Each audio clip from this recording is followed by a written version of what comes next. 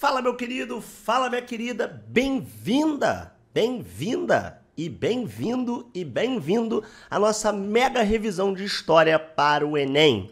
Eu vou te fazer alguns avisos antes de eu começar. Nessa revisão aqui a gente vai trabalhar conceitos básicos, a gente não vai fazer um aulão em cima dessa linha do tempo que eu estou te mostrando.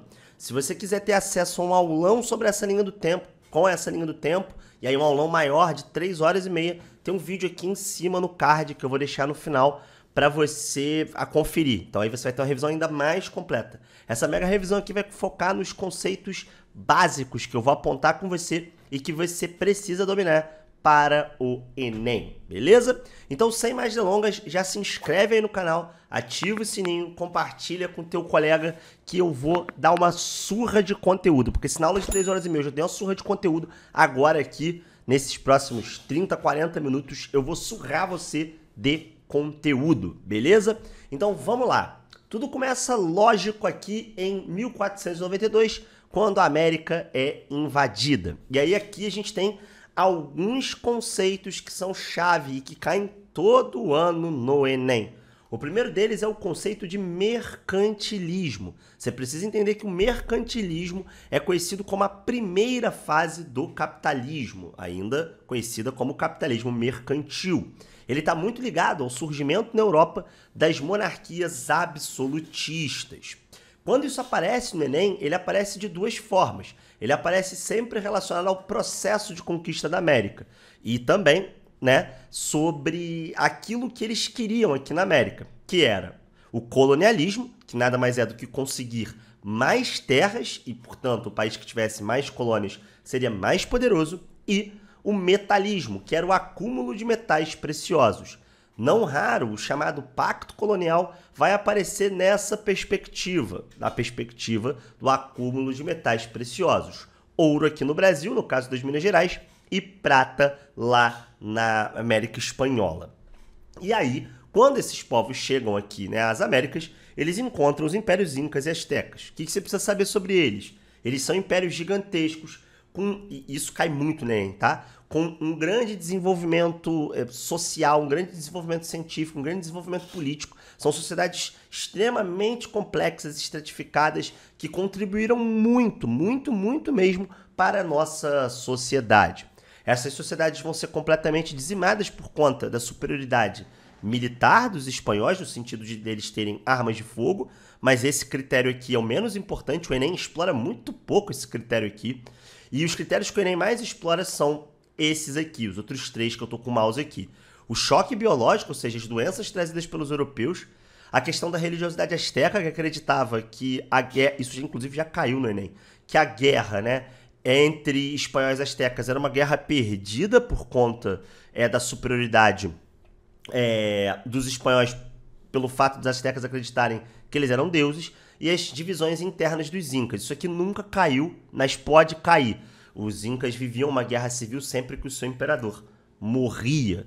E aí, quando os espanhóis se sobrepuseram e destruíram esses impérios, eles acabaram criando um sistema colonial baseado na exploração da mão de obra indígena. A mita, que era o trabalho nas minas, e a encomenda. Aqui, esse primeiro eixo cai bastante. Estrutura colonial da América Espanhola, isso não cai absolutamente nada, você não precisa saber.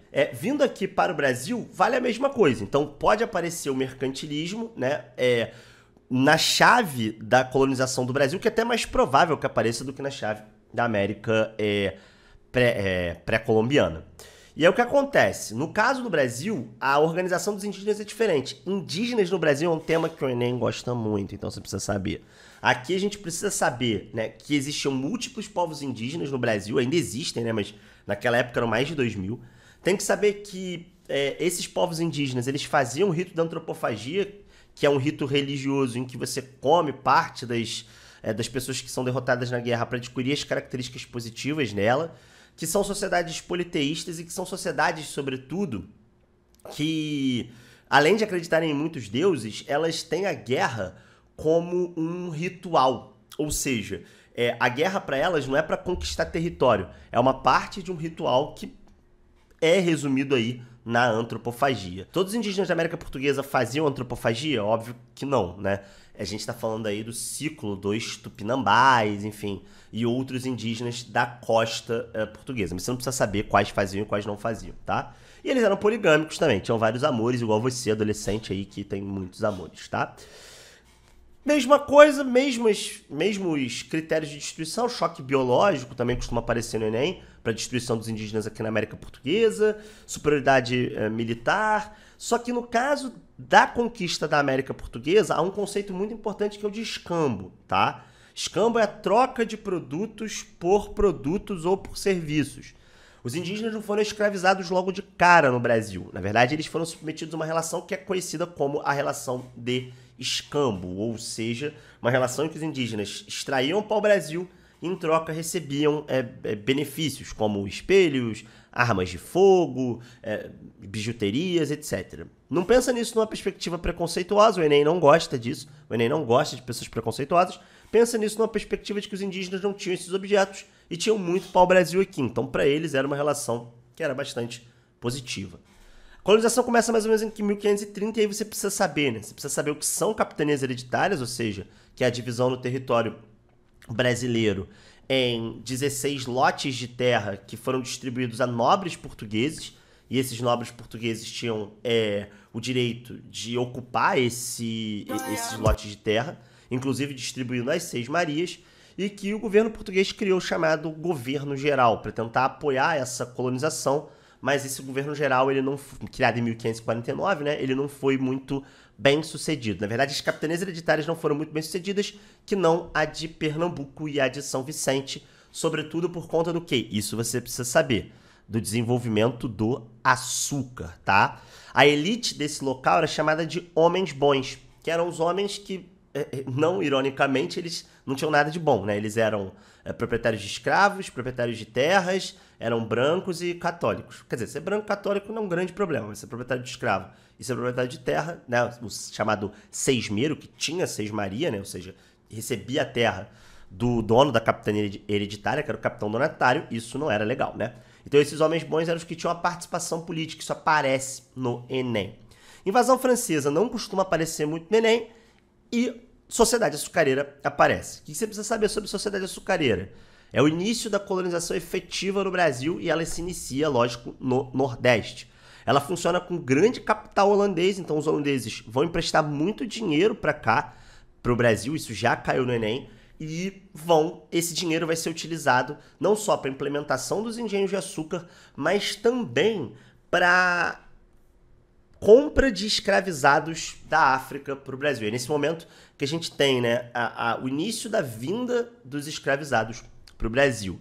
E essa vinda de escravizados, lógico, vai fazer uma resistência muito grande. E isso você precisa saber, tanto na perspectiva da história como da sociologia. Nesse momento que começam a surgir os primeiros quilombos no Brasil. O que são quilombos? Quilombos são comunidades de escravizados que vão se libertar da condição de escravizados e vão se esconder no interior do país, produzindo comunidades em que eles possam viver livremente e possam viver com as suas culturas. Hoje em dia, quilombo, como a gente não tem mais escravidão, o quilombo é um espaço de resistência cultural da população negra. É o equivalente para as populações afro-brasileiras à terra indígena. Então o quilombo, por exemplo, ele é demarcado e isso cai muito no Enem, você precisa saber. Então aqui nessa revisão de história é de sociologia também. Num dado momento, por conta da União Ibérica, você não precisa saber disso, né, por conta da invasão portuguesa aos espanhóis, a gente tem aí a exclusão dos holandeses do comércio do açúcar, o que faz os holandeses invadirem, né, o Nordeste.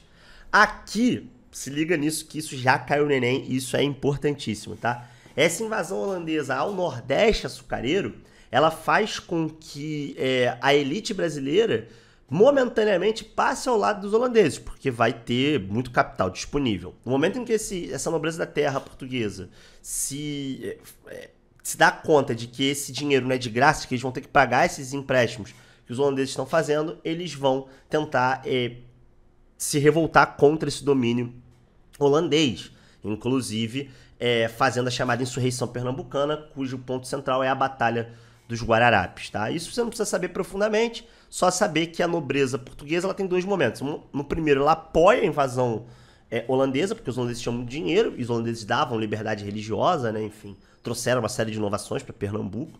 E depois, quando os holandeses vão cobrar os empréstimos dos portugueses, dos colonos portugueses, esses colonos portugueses vão então se revoltar contra isso e vão levar a cabo um movimento de libertação de Pernambuco da invasão holandesa, com grande apoio britânico, apoio, lógico, de Portugal. Esse momento começa uma crise do açúcar que você precisa dominar, né? O Nordeste ele entra em crise e a colônia portuguesa na América entra em crise como um todo. E aí, isso aqui que eu vou falar agora não cai muito, tá? Mas começam a surgir uma série de revoltas nativistas, que são revoltas de nativos da colônia em vários lugares, Minas Gerais, Maranhão, Pernambuco, contra essa piora econômica e contra decisões da metrópole que vão acirrar o controle de Portugal sobre o Brasil. No caso da revolta de Beckman, por exemplo, é uma revolta contra a taxação de produtos importados, né, na criação da Companhia de Comércio do Maranhão. Também é uma revolta contra uma lei que tentava proibir a escravização e o comércio de indígenas, né, como escravizados, enfim. Mas isso você não precisa saber, porque essas revoltas nativistas, elas não caem muito no Enem. Precisa saber também, é importante, que o Quilombo de Palmares durou 100 anos, né? Ele conviveu com a invasão holandesa e ele foi derrubado por conta de uma questão de rivalidades internas entre as lideranças do Quilombo. E aí, quando a gente avança para cá, a gente tem o segundo período aí da colonização, que é o período da mineração, né? E esse período da mineração ele tem muita relação com dois grupos políticos que conviviam no Brasil. O primeiro eram os bandeirantes, esses caem muito no Enem, sobretudo a memória bandeirante. Grava esse termo, memória bandeirante. O Enem se amarra nesse termo. O que são os bandeirantes? São pessoas privadas, colonos, que faziam expedições em busca de ouro, tá? E eles vão encontrar ouro na região das Minas Gerais, por volta de 1693, 1696, enfim. Os relatos são dúbios, na região ali de São João del Rei. E esses bandeirantes, eles não só procuravam ouro, eles também procuravam indígenas para escravizarem. Tema que o Enem gosta muito, porque esses bandeirantes, eles tinham outro grupo rival, que eram os jesuítas, que eram religiosos, uma ordem religiosa católica, que era contrária à escravização dos indígenas. Então, muitas vezes, toma cuidado, que o Enem adora esse tipo de questão. Os jesuítas, eles eram contrários à escravização indígena. Eles não eram contrários à escravização africana. Eles achavam que os africanos tinham que ser escravizados, porque para eles não tinham alma, por conta de uma passagem bíblica que é o mito de Cã. Isso você não precisa saber pro Enem, não, tá? Só precisaria saber para outros vestibulares. E a descoberta de ouro em Minas vai fazer com que esse conflito se acirre e, sobretudo, se acirre também o conflito entre os bandeirantes e os colonos portugueses. Vem português pra caramba pra cá, eles vão trazer escravizados pra caramba pra cá, e aí, logicamente, né, você vai ter um acirramento da ocupação do Brasil. Então o Brasil ele vai se interiorizar, né, e ele também vai aumentar de população de forma gigantesca. Coisa que você precisa saber sobre mineração. O Tratado de Methuen, que é o tratado assinado por Inglaterra e Portugal, conhecido como Panos e Vinhos. É o motivo pelo qual o ouro português não está em Portugal. Na verdade, o ouro brasileiro não está em Portugal e nem no Brasil, mas sim na Inglaterra. Porque esse tratado ele permitiu a comercialização dos produtos manufaturados britânicos, que eram as roupas, e sem pagar imposto para o Brasil e para Portugal, e em troca os vinhos portugueses não pagavam imposto para entrar na Inglaterra. Nesse sentido, então, a mineração ela vai criar uma nova sociedade que é mais estratificada. Você vai ter pela primeira vez a criação de uma classe média, né, na mineração, e essa classe média ela vai criar um cenário meio bizarro. Por quê? Porque conforme ela vai se expandindo e conforme os mineradores vão ganhando cada vez mais dinheiro extraindo ouro, você vai ter a entrada de mais escravos e a criação de mais impostos, né, para fazer com que esse benefício do ouro tentasse chegar a Portugal. E aí, durante a mineração, a gente tem várias revoltas nativistas, você não precisa saber, né, a Guerra dos Emboabas, que é a guerra entre os bandeirantes e portugueses, para ver quem vai controlar a região das Minas. O governo fica do lado dos portugueses, então os bandeirantes vão para a região de Goiás, vão ocupar ainda mais o interior do país, mas eu nunca vi isso cair no Enem. Você tem a Guerra dos Mascates também, que é uma guerra entre comerciantes de açúcar no Recife, que eram os mascates, e os senhores de engenho de Olinda, que vai terminar, inclusive, com a criação, né, da vila de Recife, da cidade de Recife, e a conversão de Recife na capital de Pernambuco. Até aquele momento era Olinda, né? Naquele momento Recife era só uma parte de Olinda. E a gente tem a revolta de Filipe dos Santos, essa muito ligada à mineração e ligada à criação de um órgão chamado de Casa de Fundição, que era o órgão que dizia que o ouro só podia circular em Minas Gerais fundido, com o selo da Casa de Fundição, ou seja, o ouro só podia circular em barra. O Filipe dos Santos era um comerciante que comercializava com o ouro em pó. Então, o que acontecia? Muitas vezes o Filipe dos Santos ele acabava sendo prejudicado pela Casa de Fundição. E não só ele, como vários outros comerciantes da região, porque se o ouro só podia circular em barra, você não podia mais pegar uns 2 gramas de ouro e trocar, sei lá, num queijinho Minas, né? Você precisaria pegar barra de ouro, que não dá para se dividir. Então, era bastante difícil. Filipe dos Santos se revolta e termina exemplarmente punido, né? As revoltas nativistas, todas elas são derrotadas, né? Isso pode aparecer no Enem.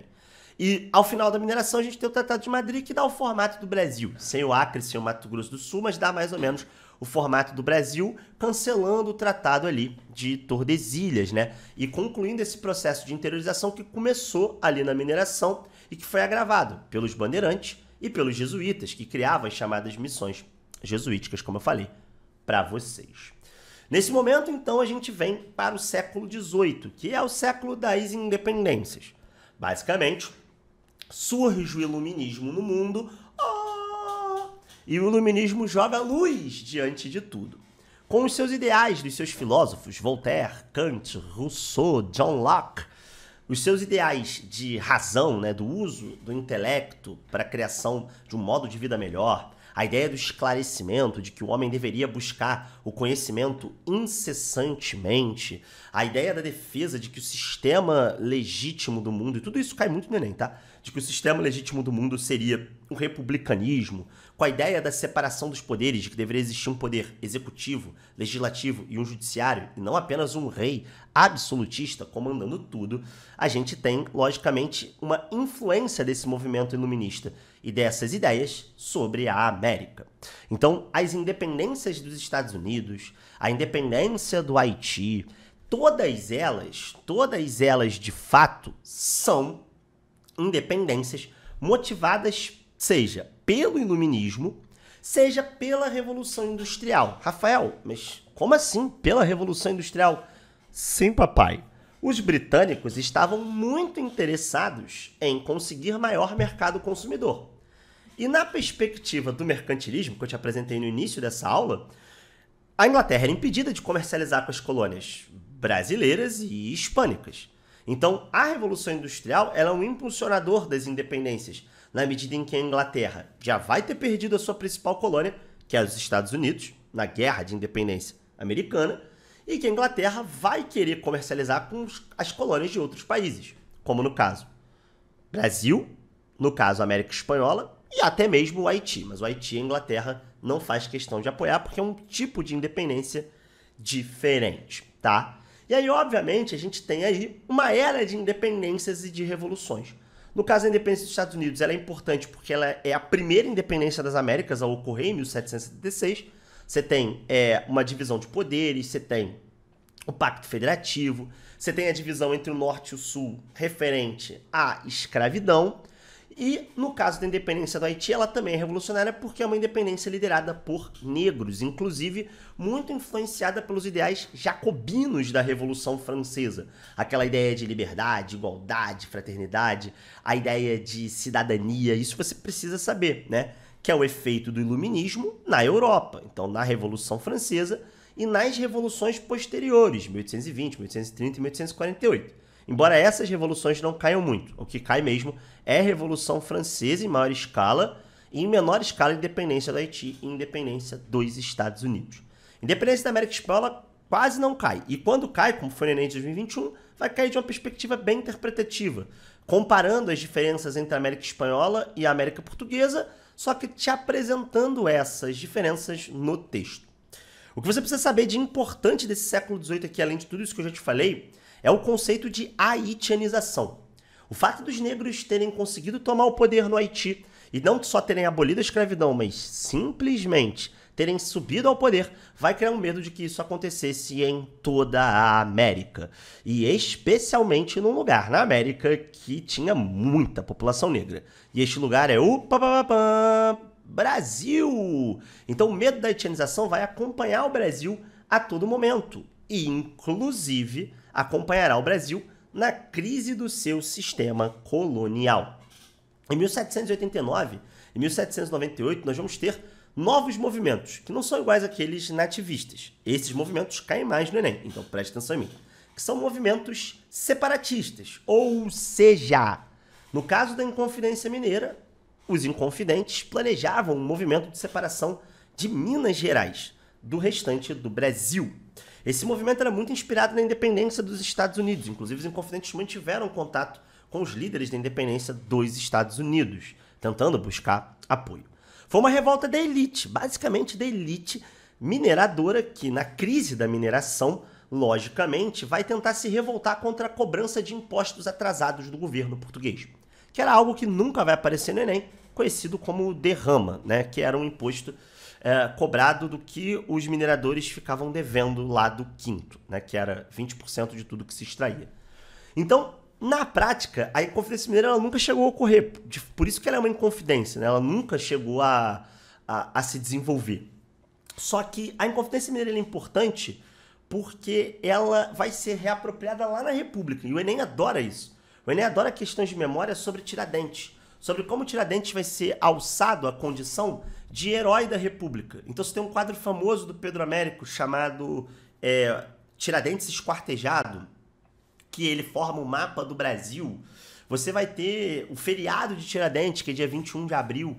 Você vai criar uma série de marcos para transformar Tiradentes do que ele foi, que era um bucha que pagou a conta por ser o único cara que não tinha grana, né, dentro da Inconfidência Mineira, e por isso, né, terminou sendo o único condenado à morte, terminou esquartejado, em um cara que queria a independência do Brasil numa perspectiva republicana. Coisa que Tiradentes nunca quis, na verdade, né? O Tiradentes, ele nunca quis que o Brasil se separasse, ele queria que Minas Gerais se separasse. Inclusive, a bandeira de Minas Gerais, com o lema Liberdade ainda que tardia, é o lema dos Inconfidentes. E um outro ponto importante que o Enem adora é que a Inconfidência Mineira não queria a abolição da escravidão.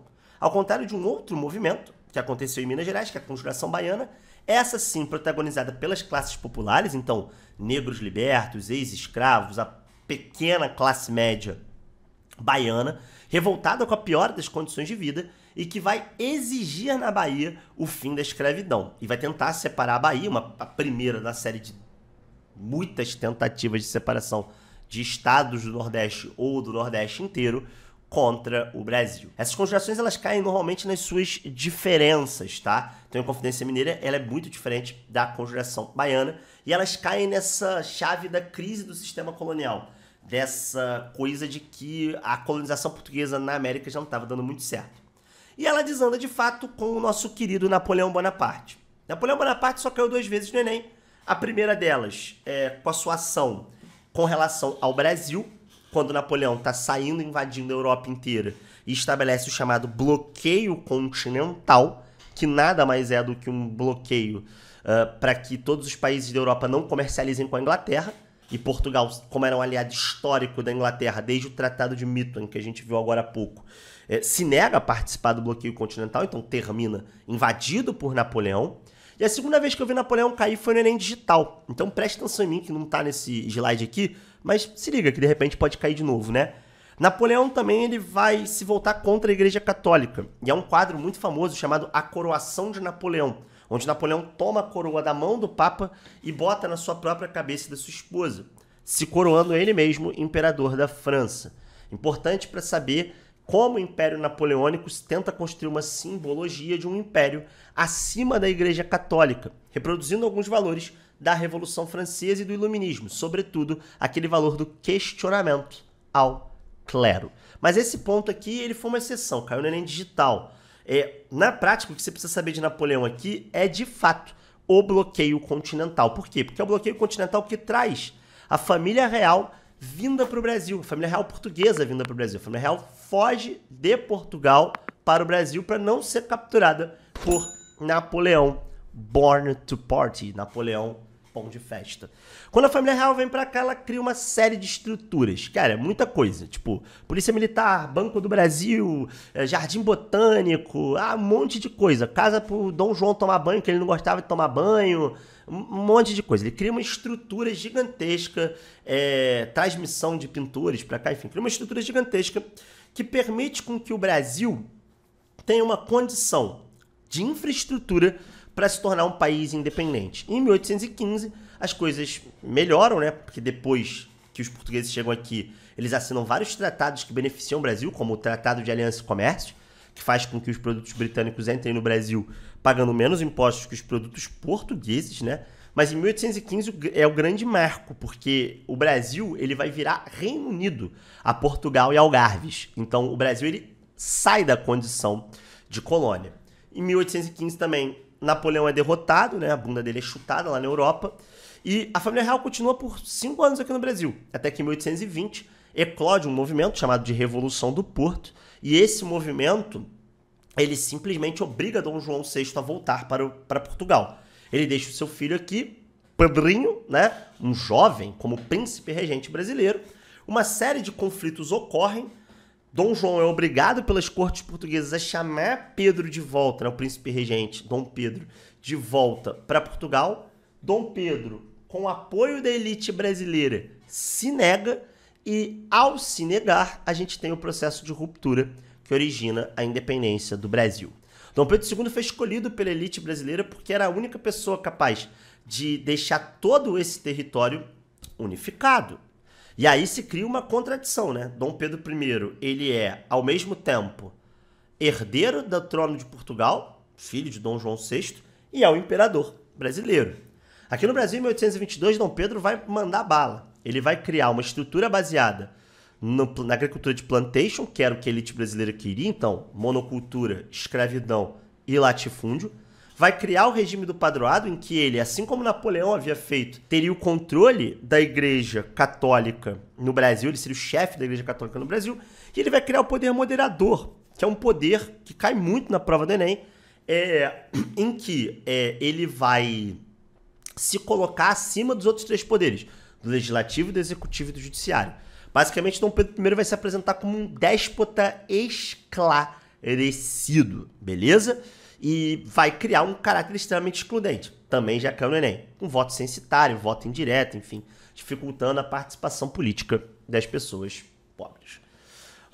Por isso mesmo, por ser um governo autoritário, o governo de Dom Pedro I vai ser um governo muito questionado.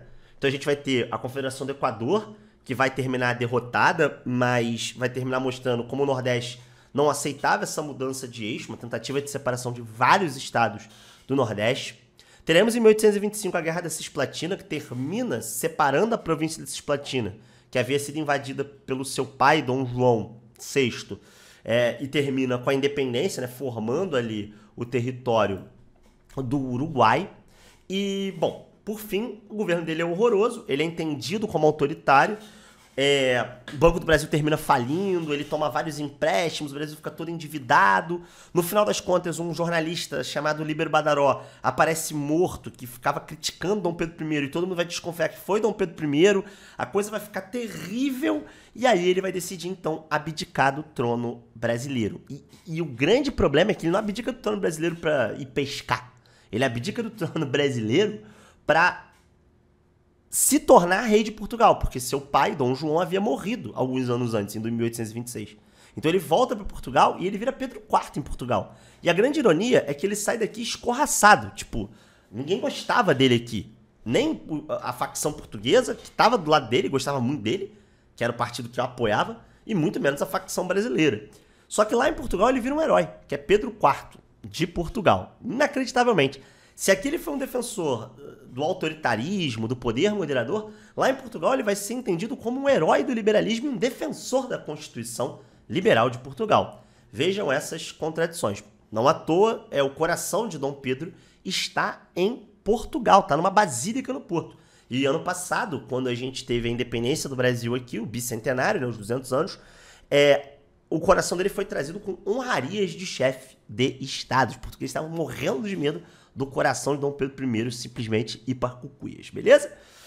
Dom Pedro I abdica, deixa seu filho de 5 anos aqui, uma criança de 5 anos não consegue governar. Tragédia, caos, medo, destruição. Vem o período regencial. O que você precisa saber do período regencial? Uma bosta. O Brasil quase se desfez. E no período regencial, o que cai no Enem é o seguinte: a diferença entre federalismo e unitarismo. Cai muito no Enem. Basicamente, o que é essa diferença? O federalismo pressupõe uma maior autonomia das províncias para fazerem suas leis. O unitarismo foi o que Dom Pedro I havia instaurado no Brasil, ou seja, um poder central, um imperador com um poder unitário, ou seja, centralizado nas suas mãos. O período da regência é um período em que o federalismo avança bastante. E justamente por isso é um período em que as províncias se sentem confiantes, porque não possuíam nenhuma identificação nacional entre si. Então o cara do Amazonas, né? Do Grão-Pará, no caso, né? Porque o Amazonas ainda não existia, mas o cara da província do Grão-Pará, ele não se sentia como igual ao cara do Rio de Janeiro, que era a corte do Império na época. Então a gente vai ter a eclosão de várias revoltas regenciais. O Enem nunca cobrou essas revoltas de uma maneira conteudista. Já até caiu farroupilha, mas ela cai, obviamente, por uma questão quase geográfica da posição estratégica do Rio Grande do Sul como estado fronteiriço ao Uruguai. Mas essas revoltas regenciais são todas de vários grupos sociais. E todas elas dizem respeito, não só, no caso da farroupilha elite, uma lei dos escravizados, retomando aquele medo do haitianismo, a sabinada da classe média, balaiada e a cabanagem das classes populares. Mas elas dizem respeito a vários lugares do país. Então são todas as classes sociais e quase todas as províncias do Brasil se revoltando contra o poder central. Ou seja, uma grande tragédia. E essa tragédia ela faz com que, o Brasil precise, de um governante para retomar o modelo unitarista. Quem é esse governante? Dom Pedro II. Em 1840, aí, com 14 para 15 anos de idade, dá-se o golpe da maioridade, antecipa a maioridade de Dom Pedro II, falam, resolve essa pinimba. E aí preste atenção no titio, o que você precisa saber? Dom Pedro II resolve a pinimba, tá? Primeira fase vai ser a consolidação aí do segundo reinado. Ele vai ter uma série de desafios, o principal deles é a Revolução Praeira, uma revolta influenciada pelas revoluções liberais da Europa. Ele vai conseguir derrotar ela. E dentro do segundo reinado, ele vai conseguir manipular muito bem, usando o poder moderador, os liberais e os conservadores, tá? Ele vai ficar revezando eles no poder, enquanto ele fica acima dessas duas facções políticas. Em 1850, ele começa um processo de modernização, que vai dar início ao processo de abolição da escravidão. Tem que saber essas duas leis, porque as duas já caíram no Enem. A Lei Eusébio de Queiroz é a lei que proíbe o tráfico de escravizados, Atlântico Internacional, criando um comércio interno de escravizados, inclusive, aumentando o preço dos escravizados. E a Lei de Terras, aprovada 2 semanas depois, ela diz que a terra no Brasil só pode ser comprada mediante compra e venda. Isso dá origem a um processo de modernização, que é a Era Mauá, que é um processo de industrialização do Brasil, que vai ser sabotado, lógico, pelos chamados barões do café. Os barões do café não vão querer que o Brasil mude sua matriz econômica e, nesse sentido, lógico, Mauá morre falido. Nesse momento de apogeu do segundo reinado, o segundo reinado também vai começar a bater nos seus inimigos externos. E o principal exemplo disso, embora o Brasil tenha invadido o Uruguai várias vezes, invadido a Argentina uma vez, é a chamada Guerra do Paraguai. O Brasil vai entrar num conflito com o Paraguai, que queria uma saída para o mar, que queria controlar o Rio da Prata, e vai macetar o Paraguai. Um destaque importante aqui, que sempre cai no Enem, é o papel importante, fundamental, do programa Voluntários da Pátria, que era um programa onde os escravizados iam participar da guerra em troca da sua liberdade. Isso fez com que o exército se tornasse defensor da abolição da escravidão, e a Guerra do Paraguai, nesse sentido, trouxe para o Brasil aí uma ideia da necessidade de se abolir a escravidão, porque era uma grande contradição, né? Um país escravista depender dos negros para ser defendido numa guerra externa.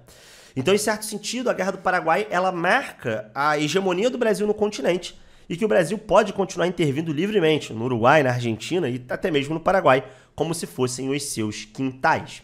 Quando a Guerra do Paraguai acaba em 1870, o Brasil é tomado por uma gigantesca crise. Uma crise que vai levar o segundo reinado ao seu fim. E uma crise que pode ser resumida, lógico, pelo fortalecimento do republicanismo, dos ideais republicanos, que caiu inclusive no Enem do ano passado, que vão começar a tomar conta desse cenário, e esses ideais republicanos eles começam a andar lado a lado com a abolição da escravidão.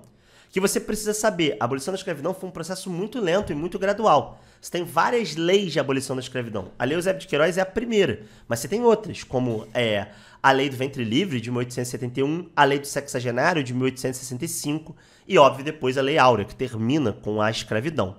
Essas leis, tanto a do Ventre Livre, que liberta os escravos depois de nascidos daquela data, e a do Sexagenário, que libertava o escravo depois de ter 60 anos mais 3 de trabalho, elas são leis que visavam abolir a escravidão de forma lenta e de forma gradual. E que foi o projeto bem sucedido, né? O Brasil foi o último país do Ocidente a abolir a escravidão. E nesse sentido, na medida em que a escravidão cai, a República também cai, né? Porque a República vai perder os seus 3 pilares de apoio, que eram o grupo da elite. Então, o Exército, que vai querer assumir o poder, a Igreja Católica, que vai querer assumir o poder contra o regime do padroado, ou seja, contra o controle da Igreja Católica por parte do imperador, e, lógico, a classe média brasileira e os próprios cafeicultores de São Paulo, que vão querer assumir o poder e vão querer um país um pouco mais eficiente, um país mais inserido no capitalismo. Então essas 3 questões vão fazer com que o imperador caia igual uma jaca podre. Em 15 de novembro de 1889, num golpe militar com 39 pessoas, a República é proclamada. E quando a República é proclamada, a gente tem 2 fases, né? Essa primeira fase, lógico, uma fase que não cai nunca no Enem, ou seja, uma fase conhecida como a República da Espada. Nessa fase, Deodoro da Fonseca e Floriano Peixoto, dane-se, você não precisa saber nada, é um governo de transição, você vai ter um conflito gigantesco entre os militares e os paulistas, né? E um conflito que se revela, por exemplo, na bandeira do Brasil. A primeira bandeira do Brasil foi aquela que parece com a dos Estados Unidos, fazendo uma referência ao Pacto Federativo. Os militares vão intervir, vão fazer um concurso para a bandeira. No dia 19 de novembro a gente vai adotar essa nossa bandeira, que é um misto, né? Dá uma referência ao Pacto Federativo, das estrelas que representam os estados, e o lema Ordem e Progresso, representando os militares no seu postulado positivista, beleza? Tirando isso, é só isso mesmo, de República da Espada você precisa saber. Você tem algumas revoltas populares, né, como a Revolução Federalista no Rio Grande do Sul e a Revolta da Armada em Santa Catarina, que vão tentar destituir o governo de Floriano Peixoto. Floriano Peixoto vai reprimir essas revoltas exemplarmente. E no caso do Deodoro, você precisa saber que ele tenta dar um golpe fracassado, Floriano não apoia, né? Ele termina derrubado pela própria Marinha, pela Armada, e que o governo do Deodoro da Fonseca vai criar a crise do encilhamento, né? Que é uma crise financeira, dado os empréstimos descontrolados que o Deodoro vai dar para pessoas que quisessem manter suas empresas no Brasil depois da proclamação da República. Tirando isso, não tem muito que você precise saber. Agora, a partir daqui cai muito no Enem, que é a chamada República Oligárquica. Em 1894, a gente tem o início da segunda fase da Primeira República, com a eleição do presidente Prudente Moraes. Inicia-se a República Oligárquica pautada no café. Esse período, obviamente, é um período em que o café vai se tornar o principal produto de exportação brasileiro, com 70% das exportações para o exterior. Essa estrutura política ela vai estar baseada na política do café com leite, que é o revezamento de São Paulo e de Minas Gerais na presidência da República. Só para você ter uma ideia, o único presidente que não era de um partido de São Paulo e de Minas Gerais foi o Hermes da Fonseca, curiosamente sobrinho do Deodoro da Fonseca, que derrotou o Rui Barbosa. Mas tirando ele, todos os outros presidentes foram ou de São Paulo ou de Minas Gerais, ou eleitos por eles, beleza? Até a ascensão de Vargas. Aqui, além desse revezamento, a gente tem a política dos governadores, criada pelo presidente Campos Salles. É uma política em que o governo federal concede vários favores aos estados e, em troca, os estados eles dão os seus votos para o candidato à presidência de São Paulo ou de Minas Gerais. E caso eles não façam, o presidente da República tem a possibilidade, usando a Comissão Verificadora de Poderes, para simplesmente impedir a posse dos deputados desses estados que, porventura, tentarem se revoltar na eleição contra São Paulo e Minas Gerais. E essa estrutura de poder é feita pelo coronelismo, né?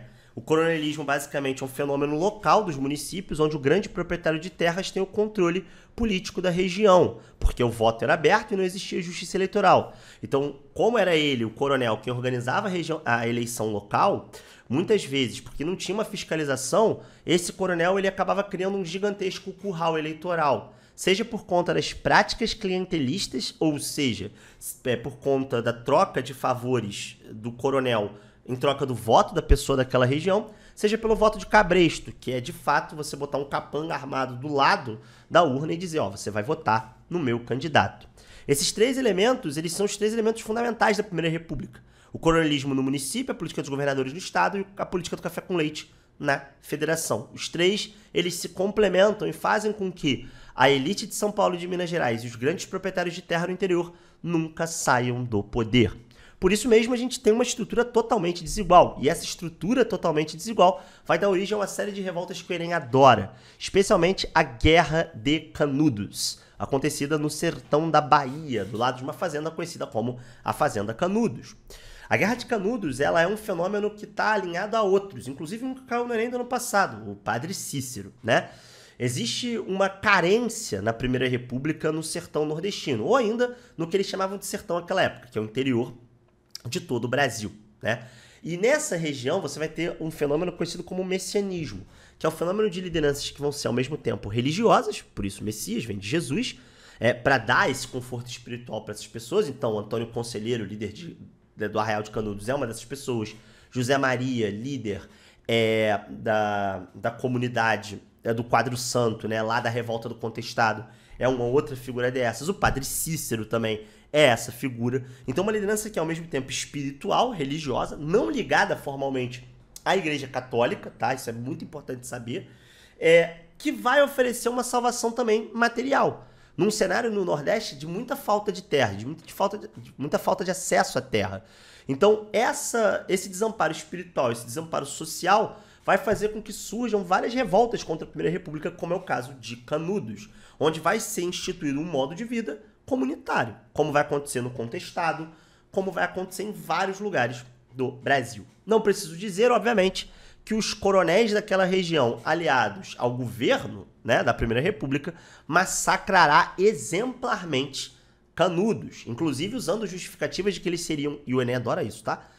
Pessoas selvagens, fanáticos religiosos, e de que eles seriam inimigos da República. Inclusive a imprensa vai criar uma imagem como se Antônio Conselheiro fosse um monarquista, coisa que de fato ele não era.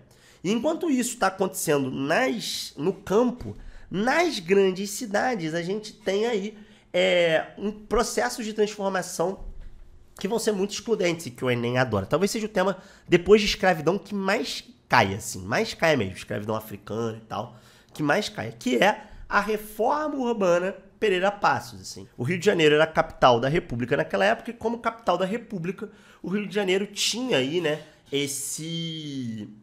um papel simbólico importante. O presidente à época, Rodrigues Alves, vai, né, escolher para prefeito da cidade, porque na época não tinha eleição, Francisco Pereira Passos, para realizar uma grande reforma urbana. O que importa para o Enem dessa reforma urbana? Tá? Ela estabelece a vacinação obrigatória como uma política de saúde pública, e ela estabelece a política do bota abaixo, que é uma política de remoção das moradias populares, conhecidas naquela época como cortiços e entendidas como foco das doenças. A população naquela época vai se revoltar fortemente, tanto contra a vacinação obrigatória como contra o bota abaixo. E isso vai dar origem, em 1904, à chamada Revolta da Vacina, uma revolta contra a campanha de vacinação obrigatória e contra, sobretudo, esse autoritarismo do governo. Não se trata de gente ignorante que não queria tomar a vacina. Não se trata apenas disso. Se trata principalmente de pessoas que não foram conscientizadas pelo governo e que foram tratadas de uma forma muito autoritária, desde o início da reforma. Ou seja, perdendo as suas casas e sendo obrigadas a tomar uma vacina numa perspectiva que eles achavam que era completamente imoral, porque você tomava a vacina na bunda e, bom, o cara entrava naquela época com as chamadas brigadas de vacinação, não vinha um agente de saúde na tua casa, vinha um policial na tua casa com o agente de saúde aplicar a vacina na sua bundinha. E uma outra revolta, além da revolta da vacina, que também mostra como a população pobre era tratada na Primeira República, é a revolta da Chibata, que é uma revolta ocorrida dentro da Marinha, liderada por um cara chamado João Cândido, que já caiu no Enem, inclusive o vídeo mais visto aqui do canal é sobre uma questão de revolta da Chibata, e que, obviamente, tem como pano de fundo a questão étnica, né? A questão racial, o racismo mesmo. Então, como a tropa da Marinha era essencialmente negra, os oficiais da Marinha achavam por bem continuarem castigando essas pessoas com chibatadas, beleza? Então, na prática aí, essa questão étnica é muito, muito, muito, muito, muito importante mesmo, tá? Um outro ponto importante aqui é essa crise dos anos 20. A Primeira República vai começar a dar sinal de cansaço justamente nos anos 20, tá? E aí, por conta do surgimento do movimento operário, do movimento tenentista, por conta do surgimento de uma classe média influenciada pelo modernismo, pelos quadros da Tarsila do Amaral. E essa crise dos anos 20 interna com o surgimento desses novos grupos sociais se fortalecendo a partir da chegada do anarquismo no Brasil, a partir da chegada do comunismo no Brasil, sobretudo com a criação do Partido Comunista Brasileiro em 1922, e com a intensa repressão, né, do governo da Primeira República a esses trabalhadores. Um exemplo disso é a Lei Adolfo Gordo, que dizia que imigrantes que fossem pegos em atividades subversivas, ligadas ao movimento operário, seriam mandados de volta para os seus países de origem. É que a gente tem a chamada Revolução de 30, né? Estimulada, como eu disse, tanto por essa crise interna do Brasil, como pela crise de 29, que vai fazer com que o preço do café despenque no mercado externo e que a elite paulista perca muito poder econômico e, consequentemente, também poder político. Em 30, Vargas sobe ao poder com um golpe de Estado, né? Ele concorre à eleição e perde a eleição, né? Mas com o apoio do movimento tenentista, dos chamados tenentes, que queriam uma moralização da política, que estavam se revoltando desde o início dos anos 20, Vargas sobe ao poder. Sobre Vargas, o que você precisa saber, meu caro? Sobre Vargas, irmão, é sempre Estado Novo, tá? Essa é uma aula pocket, então governo constitucional dane-se, governo provisório dane-se. Estado Novo. Uma ditadura, tá? Que o Vargas dá a partir do pretexto de que existiu uma revolução comunista em curso no Brasil, a partir de um documento falso criado pelo seu chefe da segurança, né? Conhecido como Plano Cohen, né? Que seria o plano de um militante da Internacional Comunista que estaria vindo para o Brasil para implementar o comunismo, tá? E aí tem duas coisas. É uma ditadura. Não é uma ditadura de caráter fascista, embora ela tenha vários elementos do fascismo. Ela não é uma ditadura fascista como a Itália do Mussolini, que estava acontecendo naquele mesmo período, ou, né, como a Alemanha nazista, tá? Mas ela é um governo de caráter proto-fascista. Você tem a perseguição aos comunistas, por exemplo, um Estado centralizado, mas enfim, a gente não vai adentrar esse tema agora. Mas o que você precisa saber é que é uma ditadura baseada em 3 pilares que vão cair na tua prova, sempre. Então, a ditadura. O que você precisa saber dessa ditadura? Você precisa saber do Departamento da Ordem Pública e Social, DOPS, que perseguia líderes sindicais que não eram alinhados ao Vargas, ou seja, que não eram parte do peleguismo sindical. Você precisa saber do DIP, que cai muito, que é o Departamento de Imprensa e Propaganda, que vai construir uma propaganda do Vargas a partir do samba de exaltação, uma propaganda do Vargas controlando os meios de comunicação, e basicamente da ditadura, do caráter ditatorial é isso. E você precisa saber também da perseguição aos comunistas, né? Torturas, repressão violenta, etc. Do ponto de vista da CLT, que é a Consolidação das Leis Trabalhistas, cara, CLT é tudo aqui, tudo que a gente pensa em lei trabalhista é aqui, tirando o Fundo de Garantia por Tempo de Serviço, que na época do Vargas era estabilidade depois de 10 anos de serviço, né, na empresa, e também 13º salário, que é no governo João Goulart. Mas de resto, medicina da mulher, tudo, jornada de trabalho, hora extra, etc., tudo é com o Vargão, beleza? E a industrialização de base, tá? Então a criação de siderúrgicas, que vão, lógico, como a CSN, no contexto da Segunda Guerra Mundial, que vão, logicamente, fazer com que o governo do Vargas impulsione o Brasil para frente. E no caso da industrialização de base, tem uma coisa que cai muito no Enem, né? Ela é muito impulsionada pela chamada política da boa vizinhança, que é uma política externa norte-americana de colaboração com os países da América Latina, sobretudo Brasil e México. Ou seja, eles fornecem tecnologia em troca de apoio militar. Então, na política da boa vizinhança, você vai ter também, além dessa troca tecnológica, uma troca cultural. Então, nesse momento que vai ter a criação de personagens da Disney como Zé Carioca, né? A gente vai ter, por exemplo, a grande inserção da Carmen Miranda, né? Lá nos Estados Unidos, a música brasileira nos Estados Unidos, enfim. Em 45 a guerra acaba e, bom, Vargas vai viver uma contradição, né? Vargas era um ditador muito próximo, né, dos ditames, né, ou seja, dos dizeres fascistas, E, bom, num mundo em que a democracia havia vencido. Então Vargas termina derrubado, né? Contestado, obviamente, termina derrubado. Quando Vargas é derrubado, o movimento trabalhista brasileiro fica maluco, porque pensa, lógico, que as conquistas do Vargas vão ser revertidas, sobretudo a CLT. Nesse momento tem um surgimento de um movimento chamado queremismo, que é queremos a Constituinte com Vargas, ou seja, eles queriam que a transição política fosse feita com Vargas e, sobretudo, que a Constituição fosse feita com o Vargas. Vargas é chutado, tem a sua bunda chutada, né? A Constituição não é feita com ele. A gente tem a formação, né, de um novo governo, Dutra é eleito. O governo Dutra não cai em absolutamente nada em vestibular, de Enem, quer dizer, vestibular cai, mas Enem não cai. Então, lógico, o governo Dutra a gente vai passar batido. Segundo o governo Vargas, a gente tem, né, o desenvolvimento de uma política conhecida como nacional desenvolvimentismo, né? Então a gente tem o surgimento da Petrobras, na verdade a conversão do Conselho Nacional do Petróleo que ele havia criado no seu primeiro governo, né, em Petrobras, em Petróleo Brasil, né? Inclusive com a campanha O Petróleo é Nosso. Você tem o surgimento de uma oposição forte ao varguismo, encampada pelo Carlos Lacerda, governador, futuro governador da Guanabara, né, e futuro apoiador do golpe de 64. E aí Vargas vai ficando isolado, envolvido em escândalos de corrupção, né, o seu filho envolvido em escândalos de corrupção, Lutero Vargas, que era deputado e dono de um jornal à época.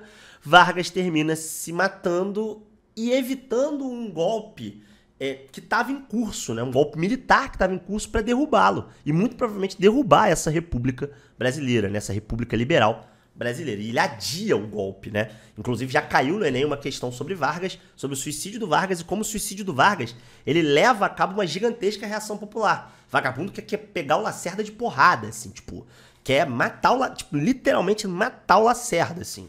E o Lacerda tem que ser de helicóptero, ele se exila no exterior, volta meses depois, porque os ânimos ficam realmente muito, muito, muito exaltados.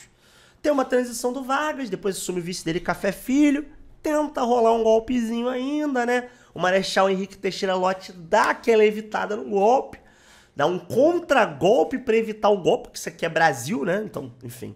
Em 56 entra Juscelino Kubitschek. E aí esse cara cai legal.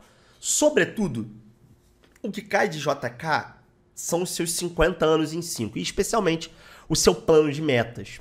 O plano de metas ele é algo bastante contraditório, porque ao mesmo tempo em que ele desenvolve muito o Brasil, de um ponto de vista econômico, especialmente o eixo do Sudeste, Rio-São Paulo, né? E sobretudo essa indústria de base muito forte, e ele tem como a grande meta-síntese a construção de Brasília, né? Então, investimento na construção de hidrelétricas, a expansão das rodovias, né? No governo do JK que se consolida a indústria automobilística no Brasil.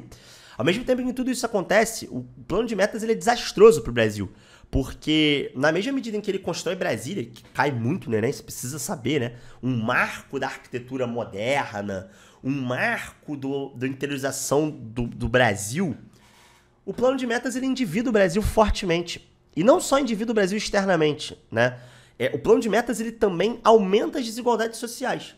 Tanto de um ponto de vista regional entre Nordeste e Sudeste. Não à toa o JK cria a Sudene, que é a Superintendência de Desenvolvimento do Nordeste, que é um gigantesco fracasso, ela não consegue desenvolver, né, o Nordeste.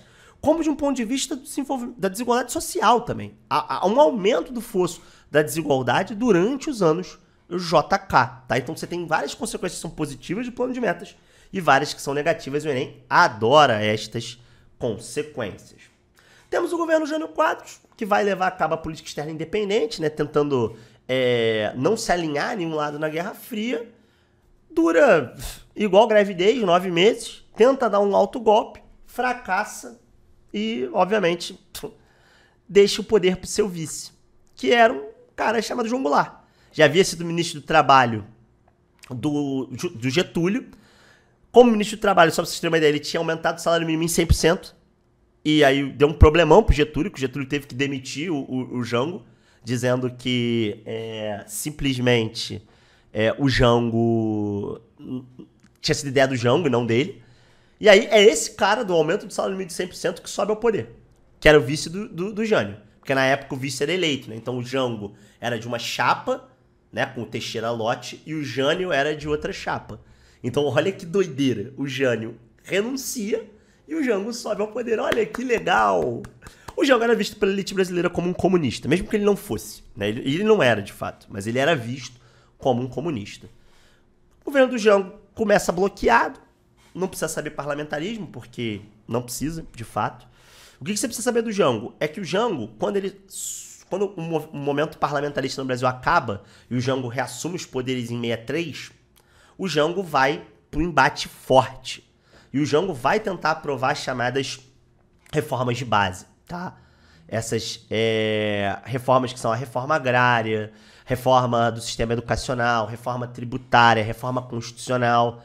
E aí a galera começa a pensar, comunista, deu Beyblade, não vai dar certo. Então assim, tanto essas reformas de base como a nacionalização dos lucros das empresas estrangeiras, então ele cria uma lei de remessa de lucros, ele começa a nacionalizar várias empresas, começa a fazer com que tanto os militares como a classe média brasileira comecem a temer que o Brasil esteja indo muito para o lado da União Soviética na Guerra Fria. É nesse momento que começa a se articular um golpe contra João Goulart, e esse golpe vai dar origem no dia 31 de março de 1964 à ditadura militar brasileira. Né? Esse golpe civil-militar no Brasil, ele vai estar influenciado pela chamada Operação Brother Sun. O golpe no Brasil, a derrubada do João Goulart, ela é acompanhada em tempo real nos Estados Unidos. Porque os Estados Unidos tinham não só muito medo do João Goulart, mas os Estados Unidos tinham muito medo de que o Brasil caísse para o lado do comunismo, de que o João Goulart fosse buscar apoio, por exemplo, na União Soviética. Como foi feito em Cuba, por exemplo, alguns anos antes, em 1959, com a Revolução Cubana, tá? Então, em 64, os militares assumem o poder e aí eles vão estabelecer uma série de atos institucionais. Ditadura militar, o que eu preciso saber, Rafa? Vamos lá. Ato institucional número 1, que é logo o que eles dão quando eles promulgam o golpe, beleza? Caça uma porrada de mandato. Então, todo mundo, João Goulart, Paulo Freire, todo mundo que o Bolsonaro não gosta, sabe? Tipo, Bolsonaro não gosta. E era vivo nessa época, foi caçado. Miguel Arraes. O Paulo Freire não tinha mandato, tá? É que o Paulo Freire trabalhava no governo do João Goulart. Ele era responsável pela reforma educacional. Mas enfim, vocês entenderam, né? Miguel Arraes, Leonel Brizola. Essa galera toda vai ter o mandato cassado, tá? E vai ter o direito político suspenso por 10 anos, para deixar de ser otário. Nesse momento começa a surgir a chamada doutrina de segurança nacional, que basicamente é o seguinte, né? Você tem que expulsar os inimigos do Brasil, do país. E os inimigos do Brasil, coincidentemente, todos eram pessoas de esquerda, né? Então, você precisa evitar a entrada do socialismo no país, tranquilo? E aí, depois do ato institucional número 1, vem o ato institucional número 2, em que eles acabam com os partidos políticos, para tentar acirrar o controle ainda mais. E criam dois. A Arena, que é o partido da situação, a Aliança Renovadora Nacional, né? E o MDB, que é o Movimento Democrático Brasileiro, tá? Que é o partido de oposição consentida da ditadura. Em 67, eles fazem uma nova Constituição que trazem para o corpo da Constituição tanto o ato institucional número 2 como o ato institucional número 1. Em 68, já aí no governo, né, do Costa e Silva, a gente tem o início dos anos de chumbo, que vão ter o seu auge com o governo do Médici, tá? Você começa a ter aí o surgimento da luta armada contra a ditadura. Então, o caso do Marighella, por exemplo, vai começar aí propriamente, né? O caso da Aliança Nacional Libertadora, o caso do Movimento Revolucionário 8 de Outubro, né? O MR8, e tantas outras organizações, a Guerrilha do Araguaia, né? Tantas outras organizações revolucionárias que vão, obviamente, começar a lutar contra a ditadura, todas numa perspectiva, lógico, socialista, e o governo da ditadura também vai reagir, elevando ao nível máximo a tortura. O que você precisa saber, né? Em 68, no final de 68, ele vai aprovar o ato institucional número 5, que vai suspender o habeas corpus e que vai começar a estabelecer o que já era meio que regra antes, que é a censura. E aí o Enem adora isso. A ditadura vai cair nesse ano, tá? Fica tranquilo. E uma coisa que o Enem adora, por conta da matriz de referência do Enem, é questões sobre charges criticando a ditadura. Então pode cair a charge do Ziraldo, por exemplo, criticando aquele lema do Brasil ame ou deixo, né? Que é muito forte, enfim. Então, assim, vai cair alguma coisa sobre censura e sobre fuga da censura pela arte, pela música, talvez, enfim. O AI-5 fecha o Congresso e, nesse momento, se abre o caminho para o chamado, entre muitas aspas, milagre econômico. O governo do Médici vai começar a endividar o Brasil externamente, tá? Para promover um modelo de crescimento econômico que era um modelo completamente insustentável. O governo da ditadura é o governo que mais cria estatais no Brasil. Assim, tipo, ele criou mais estatal que o Vargas, ou, assim, isso nem tem comparação, ou mais estatal que o Lula, por exemplo. Então, você tem uma crise econômica gigantesca e um aumento da inflação, sobretudo a partir de 74, que converte esse milagre econômico em uma tragédia para o Brasil. Porque, ao mesmo tempo em que o milagre econômico ele faz um crescimento gigantesco do Brasil, e os ricos ficam muito ricos, o milagre econômico ele tem os mesmos problemas do plano de metas. Ele aumenta a desigualdade social, aumenta o endividamento externo, aumenta a desigualdade regional. E aí, em 74, não coincidentemente, no final do governo do Médici, né, quando o Geisel assume o poder, começa um processo de distensão política, de abertura política. Porque os militares do grupo político, né, que era o grupo moderado, né, que a galera chama de ala da Sorbonne, que não eram o Médici, o Costa e Silva, né, que eram mais da linha dura, eles já sabiam que o negócio ia dar Beyblade, eles já sabiam que o negócio não tava bom, sabe? E que uma crise econômica ia se avizinhando no Brasil, né? E aí, de 74 a 79, a gente tem o governo do Geisel, que é um governo de abertura política. A gente ainda tem muitos casos de tortura e de morte, como, por exemplo, o caso do jornalista Vladimir Herzog, que é o mais conhecido, né, dessa época. Em 79, a gente tem o fim do bipartidarismo. A gente tem, em meio a essa grande crise econômica, né, também a aprovação da lei de anistia geral, que vai tentar anistiar pelo menos as pessoas que tinham sido exiladas e galera que estava presa, política, a gente estava presa há mais de 10 anos, né? A gente vai começar a ter dentro do ABC um conjunto de greves, né, que vão começar a despontar um camarada que vai ser muito importante para a história da nova República Brasileira, que é o Luiz Inácio Lula da Silva, naquela época ainda como um líder sindical do movimento do ABC.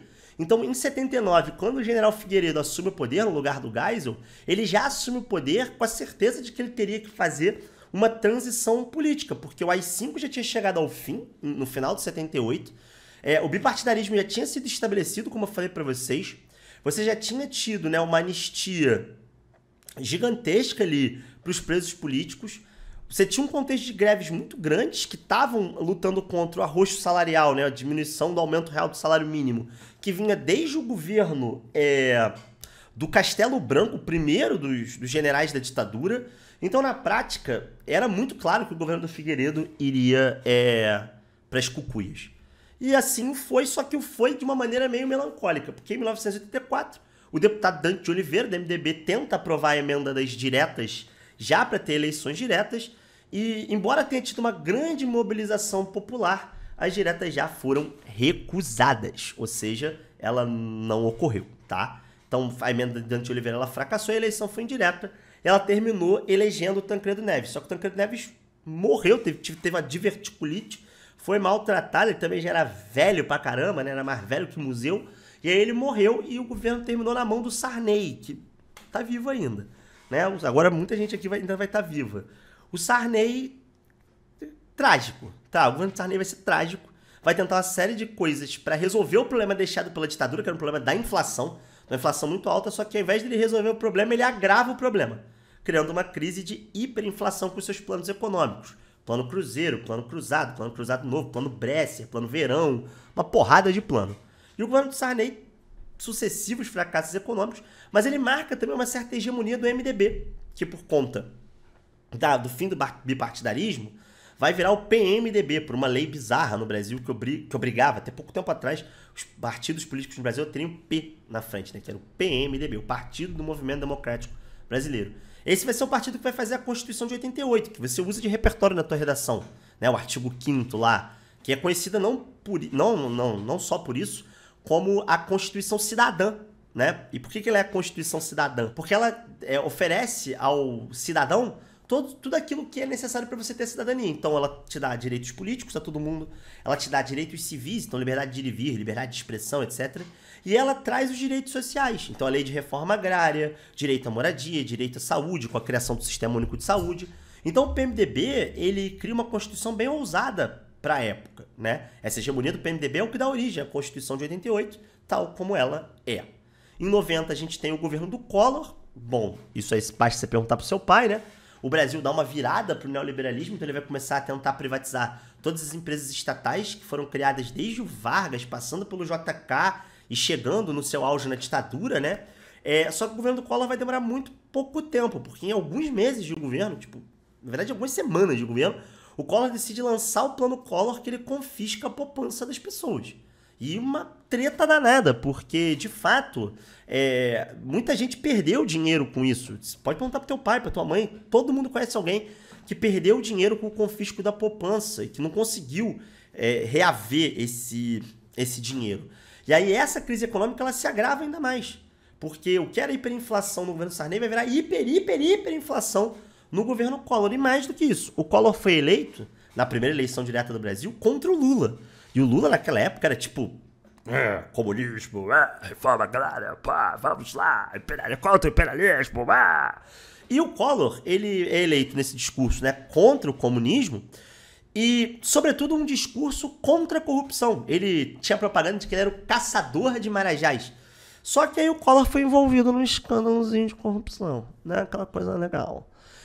Várias denúncias contra o seu tesoureiro, o PC Farias, né, tesoureiro da sua campanha, e num dado momento descobrem que um dinheiro de propina tinha sido dado para comprar um carro, que era um Fiat Alba, para o seu segurança, e aí abrem um processo de impeachment contra o Collor. As coisas pioram quando o tesoureiro dele, o PC Farias, aparece morto, né? O cara que tinha o controle das finanças do Collor aparece morto. E, bom, todo mundo começa a ficar desesperado, e vão para a imprensa, inclusive, dizendo que o Collor, tipo, tinham coisas contra o Collor, e que se aparecessem morto, os dossiês contra o Collor seriam revelados. Cara, tadinho não, né? Mas assim, se deu mal o Collor, né? Porque corrupto. A galera começa a dizer que tinha coisa contra ele que provava que ele era mais corrupto ainda. Terminou impeachmentado. E pra piorar um pouquinho mais, esse processo de impeachment do Collor vai ser influenciado por um movimento chamado de caras pintadas. Os jovens brasileiros vão pintar suas caras e vão pedir o impeachment do Collor nas ruas, vão tomar as ruas. A situação pro Collor não ficou boa. Em 92, o Collor vai pro cacete. Ele, na verdade, nem chega a ser impeachmentado. Ele, malandro, renuncia antes da votação do processo de impeachment, tá? Vai assumir o governo Itamar Franco, que vai ser responsável pela elaboração do Plano Real e do controle da inflação. Isso aqui já caiu no Enem, caiu uma vez no Enem de 2020, tá? Mas não costuma cair muito, não. Mas vamos trabalhar, porque já que eu já tô há 1h e tanto aqui, não custa nada eu trabalhar com você isso, né? O Plano Real ele é responsável pelo controle da inflação. E ele vai fazer uma série de medidas macroeconômicas no país. E aqui eu já lembro porque eu era vivo. Então aquela hiperinflação ela vai ser resolvida. E quem era o ministro da Fazenda, ou seja, o cara que cuidava da economia no governo Itamar, era o Fernando Henrique Cardoso. Que por isso mesmo que parecesse pendurado com abacaxi e dançando pelado a conga, conseguiria certamente ser presidente da República. Porque o controle da inflação que vinha desde o milagre econômico, então a gente está falando, sei lá, de inflação crescente e galopante desde a década de 70, faz com que o Brasil, de fato, tome um rumo. Se você for parar para pensar, se a gente for calcular não hiperinflação, mas inflação alta para o patamar que a gente tem hoje pós-FHC, o Brasil vinha com crise inflacionária desde a época do Vargas, a gente está falando de quase 50 anos. Então o FHC podia parecer pelado, cara, tipo, falando que agora todo mundo ia andar pelado, que as pessoas iam votar nele. Ele foi eleito. Só que qual que é a parada do governo do FHC? O governo do FHC ele faz uma série de reformas macroeconômicas muito parecidas com as que o Collor queria fazer. Então, uma guinada do Brasil para o neoliberalismo. Então, a gente vai ter a privatização de várias empresas estatais. Então, ele vai privatizar parte da Petrobras, Vale do Rio Doce, os bancos estaduais, Banespa, Banerj, enfim, muita empresa estatal vai ser privatizada. E ele vai reduzir o tamanho do Estado. Então, esse processo vai ser um processo muito duro para os pobres, porque os pobres vão empobrecer muito durante o governo FHC. E esse vai ser o preço pago para a estabilidade econômica, né? Porque essas reformas econômicas que valorizam o real, elas custavam muito caro. O real ele era valorizado com uma política de equiparação ao dólar. Então, naquela época, era R$1 para $1. Imagina você. E só que para você fazer isso, você precisava comprar muitos dólares no mercado externo. Então ele fazia isso com as privatizações. Então o governo da FHC, embora tenha trazido a estabilidade econômica, tenha criado a reeleição, por exemplo, ele pagou um preço muito alto para manter a estabilidade econômica. Esse preço muito alto foi a manutenção das desigualdades que eram muito grandes, que não foram criadas pela FHC, é óbvio, né? Mas foram trazidas desde o período do milagre econômico e mesmo do plano de metas do JK. Em 2002, o Brasil, numa crise profunda, né? Provocada pelos apagões em 2001, por exemplo. Os pais de vocês lembram disso, né? Que a gente ficava sem luz, tipo, literalmente sem luz, né?